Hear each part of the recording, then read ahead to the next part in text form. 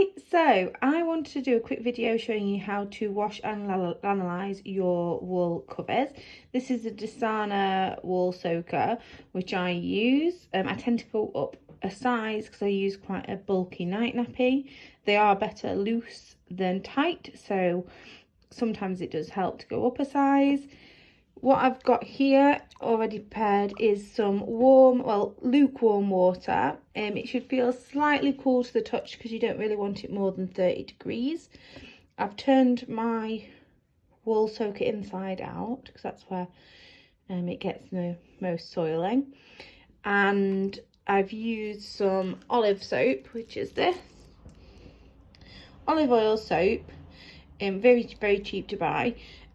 In here, so what I do is as it's filling up with water, I tend to just like rub the soap between my hands so it mixes in with the water already. All I'm going to do is just add my wool soaker into there and give it a gentle press just to get it fully submerged, and you hear all the air bubbles coming out.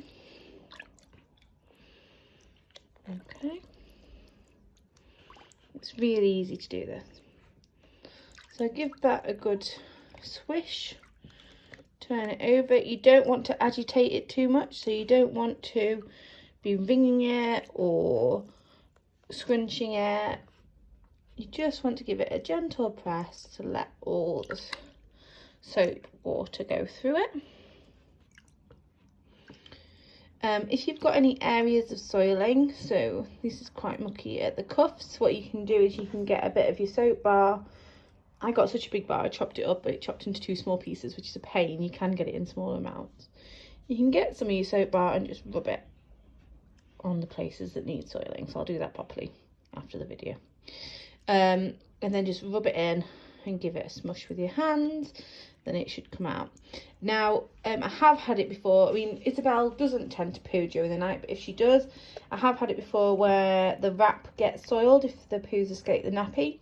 What I do then is I immediately grab some of my soap and some cold water, and I just run it under the tap and just agitate lightly the area that's got the soiling, and it comes off really easily, rinses away, and then it can just be washed like this as normal. So I only agitate, so really scrub the areas that need it, and that helps prevent too much felting or shrinking of your wool. That's the other reason why you need to keep the water ideally below 30 degrees for the wash. And then you just wait for it to fully take on the water, spreading. And then next, what you would do is you would empty this out, give it a gentle press, and then do it again with some water without the soap in. So I'll show you that next. Okay, so I've removed my wool soaker and added some clean water with no soap. I've kept this water the same temperature as the one that I used to wash the cover, and the reason for that is you don't want to shock the wool by having a change of temperature. So I'm just putting the wool soaker back in. Okay, you can see that as I washed it, I turned it the right way around. And now again, you're just pressing it in the water, and this is to rinse out any extra soap. So it's the same process, just gently swishing it around to get it nice and clean. Wool is magic, so it doesn't need harsh washing. And then what I'll do next is show you how to dry your wool soaker. So to dry the soaker, I get a towel ready. I get my soaker and I fold it, and I fold it again.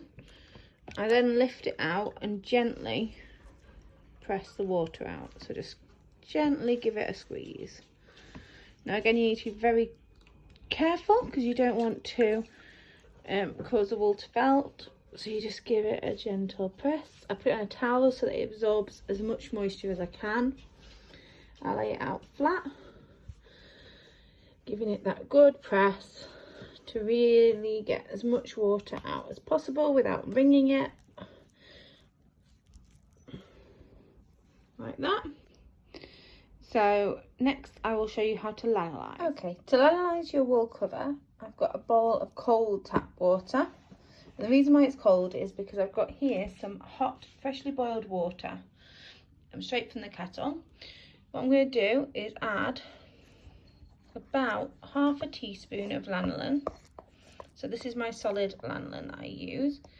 See, it's quite gloopy and thick. So I add about half a teaspoon. This is hard to do one-handed, like that. So not very much. Now what I like to do is dissolve some of my olive soap into this mug, probably about the amount that I've got there. But that takes a bit more time. So I'm going to show you the quick tip with this video. Get some baby shampoo or baby wash, a mild soap. You can use washing up liquid, and add a little bit, probably about the same amount of soap as lanolin, onto your teaspoon, like that. See? And then put it into your boiling hot water and give it a really good stir. So what you want to do now is emulsify the lanolin. And what that means is that it's fully mixed and dissolved into the water. You need to add the soap, because otherwise what will happen is the lanolin will just float on top of the water and will not do what you need it to do to your cover, which is make it a waterproof, well, water resistant. You can see that as I'm stirring, the water's going cloudy, and that is the lanolin emulsifying, which is a fancy name for mixing. You keep stirring. I'm just checking that I've not got any lumps. Now what's really important here is when you look, you can't see any oil, so any lanolin floating on top of the water. That's really important. Now if I've done this properly, then when I pour this into the water, it should stay cloudy and we shouldn't see any lanolin pouring onto the surface. Just give it a good rinse, good mix. There we go, my water's not too hot, stayed nice and cool, and the lanolin is still emulsified. You can't see any oil, because that's what the lanolin looks like, any oil floating on top. You grab your wool soaker, you add it to the water, you squidge it in, and then you leave it for at least an hour. I tend to just go away, forget about mine and come back to it later, but you want to have at least an hour. You can't leave it in too long. And then when you take it out, you don't rinse it, you just take it out and you dry it like I showed you on the tea towel, and then lay it down flat somewhere to dry. So I like to put mine out if it's sunny, or otherwise I put it on top of a number of towels just in a warm room, and I turn it over occasionally to make sure it gets fully dry.